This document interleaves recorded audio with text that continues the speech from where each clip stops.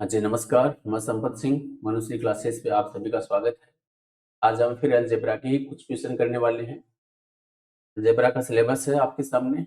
आज का पहला क्वेश्चन रैखिक समीकरण का है। जब दो रैखिक समीकरण दे रखे हों तो वहाँ सॉल्यूशन कैसे होंगे, तो इसके लिए आपको कुछ बेसिक जानकारी मैं यहाँ आपको बताऊं।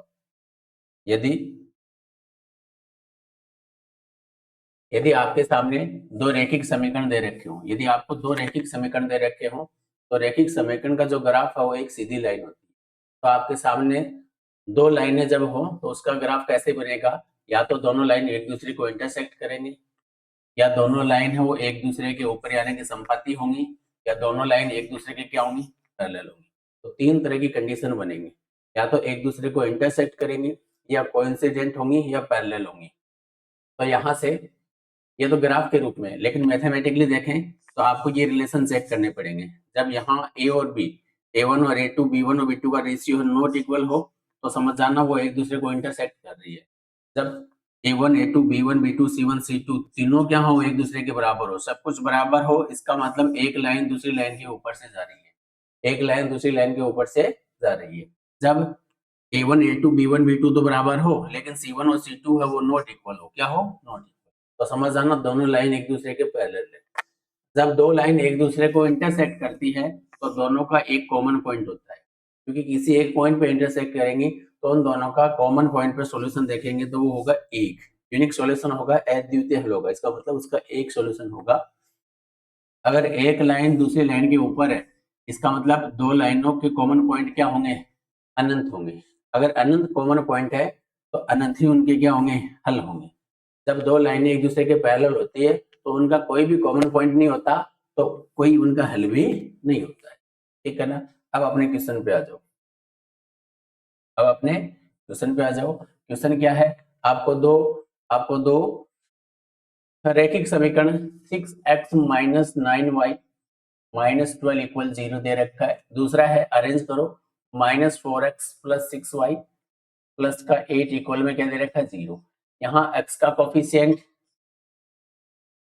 यहाँ y का कोफिशिएंट और कांस्टेंट जो टर्म है उनका रेशियो चेक करना है।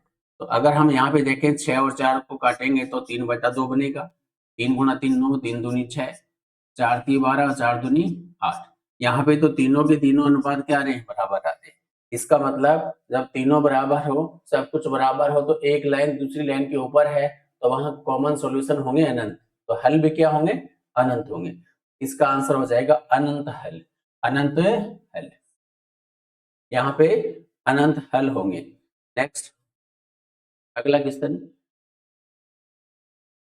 समीकरण दे रखा है, इसके मूल पूछे। समीकरण क्या है? √3y प्लस 1 है, प्लस का 1 है, बराबर में है √y। यहाँ पे रूट हटाना है। रूट हटाने के लिए दोनों तरफ क्या करना आपको? थोड़ा सा अरेंज कर लो। प्लस का 1 उधर जाके किसका हो जाएगा? माइनस। थोड़ा सा इसको सिंपल बनाने के लिए अरेंज कर लो, बाकी तो प्लस का 1 उधर जाके क्या हो जाएगा? माइनस। दोनों तरफ स्क्वायर कर दो। दोनों तरफ स्क्वायर करूंगा तो 3y प्लस 1 होगा, इधर स्क्वायर तो a माइनस बी का होल स्क्वायर की आइडेंटिटी लग जाएगी। हाँ जी, थोड़ा अरेंज करो। माइनस का 2√y है, इधर आके किसका हो जाएगा? प्लस का। ये प्लस 1 और ये प्लस 1 एक साइड जाके 0 हो जाएगी। 3y उधर जाके माइनस का होगा तो y में से कम होगा तो माइनस का 2y बचेगा। तो √y बराबर 2 से 2 कैंसिल हो जाएगा तो माइनस का क्या आएगा? y। अब किसी का स्क्वायर रूट कभी नेगेटिव नहीं होता, तो ऐसा y मिलेगा ही नहीं जिसका स्क्वायर रूट माइनस हो। कैसा हो? माइनस हो। इसका मतलब यहाँ कोई भी सॉल्यूशन नहीं होगा, यहाँ कोई मूल्य नहीं होगी, कोई मूल्य नहीं होंगे। नेक्स्ट, x के वास्तविक मानों के लिए यदि आपको यहाँ पे असमीका दे रखी है, इनइक्वलिटी दे रखी है, 6 minus x square greater than क्या है? 0। इसको थोड़ा अरेंज करो। एक्स स्क्वायर का कोफिशिएंट माइनस में है तो प्लस में करने के लिए पूरे को माइनस से गुणा कर दो, तो जो माइनस है वो प्लस हो जाएगा, जो प्लस है वो माइनस हो जाएगा। साथ में ये वाला चिन्ह भी चेंज हो जाता है, ये वाला चिन्ह भी चेंज हो जाता है। अब इसके फैक्टर करो। X square plus x minus 6 के फैक्टर क्या होंगे? X plus 3 into x minus less than 0। अब यहाँ इन दोनों को 0 के बराबर लेके क्रिटिकल पॉइंट निकाले जाते हैं।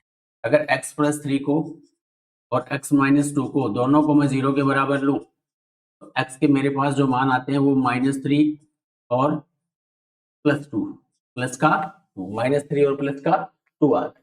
ठीक है, -3 और प्लस का 2 आ रहा है। अब इन क्रिटिकल पॉइंट को अगर नंबर लाइन पे शो करें, किस पे, नंबर लाइन पे, तो आप देखोगे -3 + 2, -3 + 2 है, तो राइट साइड से प्लस के चिन्ह से स्टार्ट करेंगे, प्लस माइनस प्लस। अब इसमें से किस इंटरवल से आंसर बनाना है वो यहाँ से डिसाइड होगा। इसकी वैल्यू लेस देन 0 का मतलब नेगेटिव आनी चाहिए। नेगेटिव किस इंटरवल में है तो आपको नजर आ रहा होगा यहाँ पे नेगेटिव है वो इस इंटरवल में है। ये इंटरवल कौन सा है, ये है -3 से बड़ा लेकिन 2 से छोटा, तो आपका आंसर होगा ये। इसके बीच में कोई भी वैल्यू यहाँ रख के देख लो, हमेशा लेस देन 0 ही आएगी, तो आंसर हो जाएगा चौथा ऑप्शन, चौथा।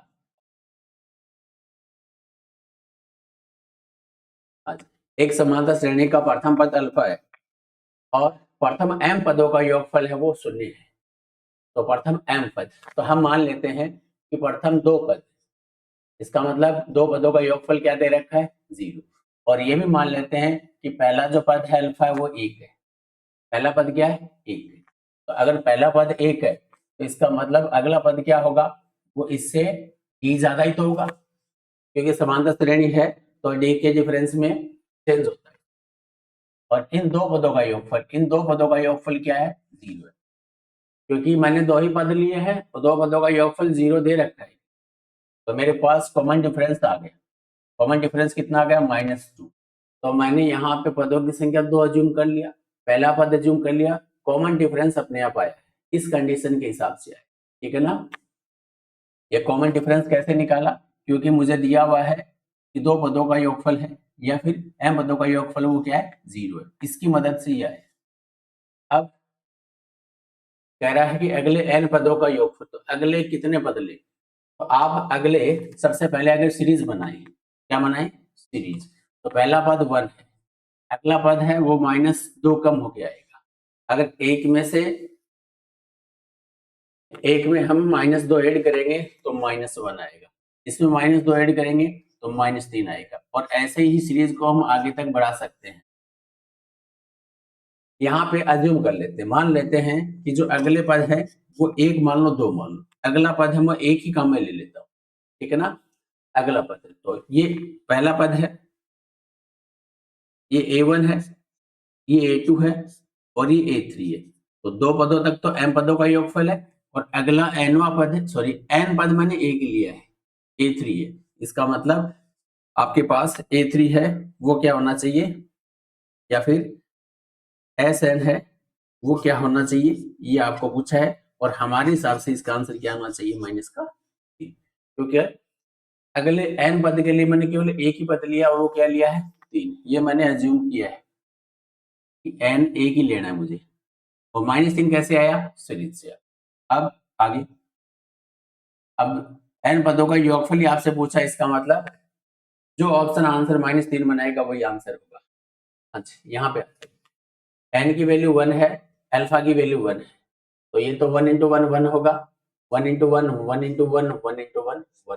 अब n क्या है, n का मान 1 है और m का मान कितना है 2 है, 1 - 2 माइनस का 1, 2 - 1 प्लस का 1, तो ये तो -1 बना। हाँ जी, m का मान 1 है, n का मान 2 है, तो ये +3 और 2 -1 करेंगे तो +1 है, तो ये प्लस का 3,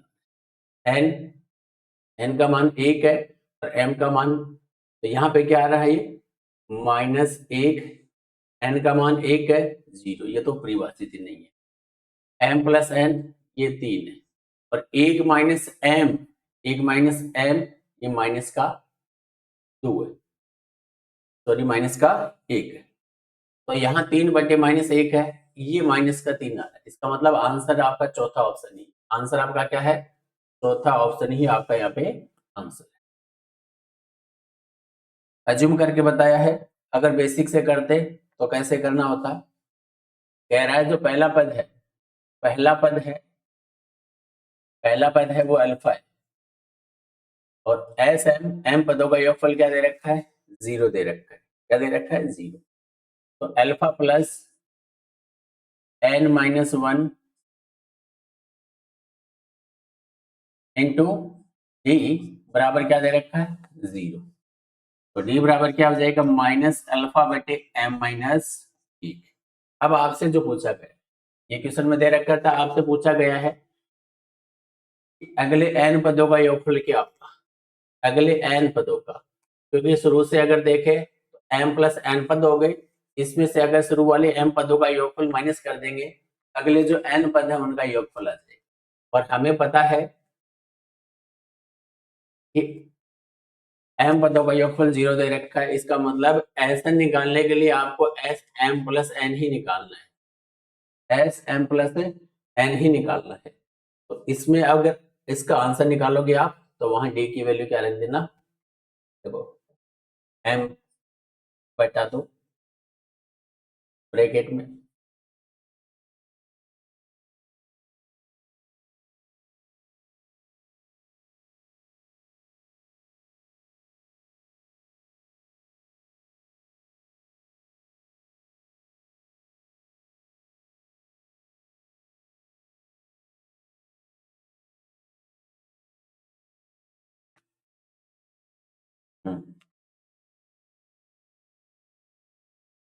यहाँ n 2 अल्फा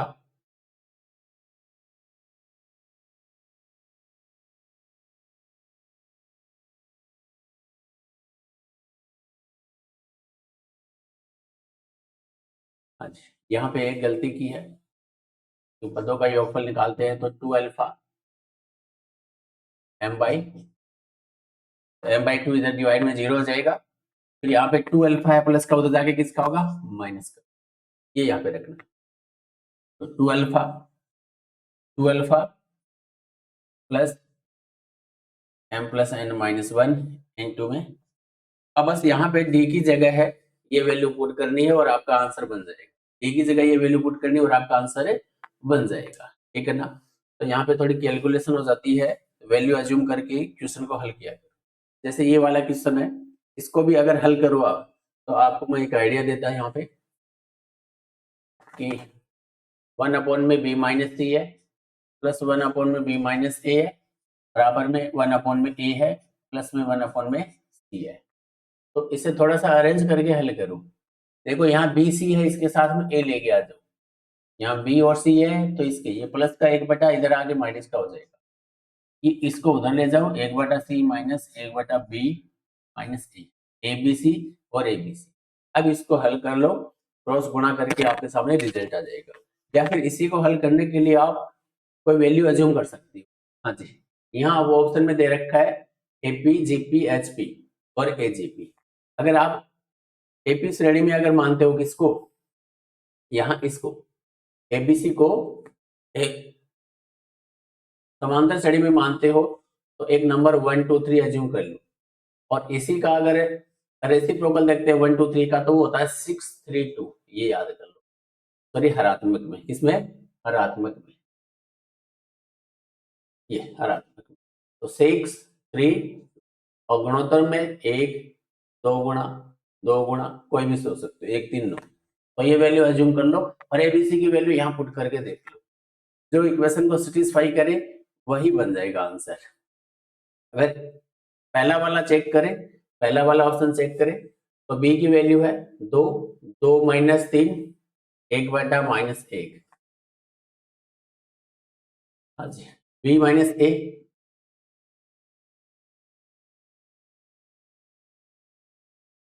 प्लस 1/1 और 1/1 प्लस 1/3। अब इधर तो 0 हो गया और इधर जो भी हो, इधर जो भी हो, लेकिन 0 है वो इसके नॉट इक्वल है। इसका मतलब पहला वाला ऑप्शन तो नहीं है। सेकंड गुणोत्तर अगर चेक करें तो गुणोत्तर चेक करें 1 2 4, तो 1/, बी की वैल्यू 2 है, 2 माइनस 4 माइनस का 2, 2 माइनस 1 प्लस का 1, 1/1 प्लस 1/4, तो ये बन रहा है -1 और यहाँ पे 1 से 1 बटा, तो ये भी इक्वल नहीं है। HP अगर चेक करें 632 6, तो 6 माइनस 2 1, 3 माइनस 6 माइनस 3,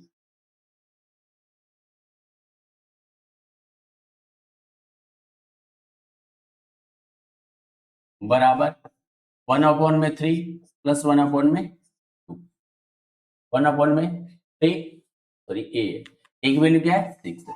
इसको जोड़ेंगे तो ये कितना हो जाएगा 6 1 3, यानी कि 4 बटा, और ये क्या बनेगा -3 प्लस 1 डिवाइड में माइनस का 3, तो ये -2 बाई -3, तो माइनस से माइनस कट जाएगा, ये भी 4/6, यानी कि 2 दूनी 4 और 2 3 6, तो मतलब यहाँ पे HP ही होगा, यहाँ पे क्या होगा HP ही होगा। तो ध्यान रखना, बेसिक तरीका ये है, वैल्यू अज्यूम करना भी सोचा, कई बार बेसिक दिमाग में ना आए तो वैल्यू अज्यूम करके ही क्वेश्चन को कर लिया करो। तो इसका मतलब यहाँ पे ABC HP में होंगे। एक समांतर श्रेणी के mवें पद का m गुणा उसके nवें पद के n गुणे के बराबर है, m प्लस nवां पद। यहाँ भी देखो बेसिक से करोगे फिर लंबा खींचिएगा क्वेश्चन। mवें पद का m गुणा बराबर है nवें पद के n गुणा के। तो यहाँ पे आप अज्यूम कर लो, m बराबर 1 ले लो और n बराबर क्या ले लो, m का मान 1 लेंगे और n का मान 2 लेंगे, तो इसे कंपेयर करके A1 और A2 अगर निकालें तो वो आएगा 2 और 1। क्या आएगा 2 और 1, 2 और 1। पूछ रहा है m प्लस nवां पद बताइए। क्या पूछ रहा है m प्लस nवां पद बताइए। m की वैल्यू है 1, n की वैल्यू 2 है, यानी कि A3 आपको पूछा है। क्या पूछा है A3 आपको पूछा है। A3 निकालने के लिए आप सीरीज बना लो। क्या बना लो सीरीज, क्योंकि पहला पद है दूसरा पद है 2 है 1 है, तो 2 से 1 कैसे बना, 1 कम हुआ होगा, फिर इसे 1 कम होगा तो क्या आएगा 0, फिर इसे 1 कम होगा तो अगली टर्म ऐसे ही आते जाएंगे, अगली टर्म ऐसे ही आती जाएंगे। हमें कौन सा बताना है A3 बताना है, A1 A2 A3, तो मेरा आंसर क्या हो जाएगा 0 हो जाएगा, मेरा आंसर क्या हो जाएगा 0 हो जाएगा।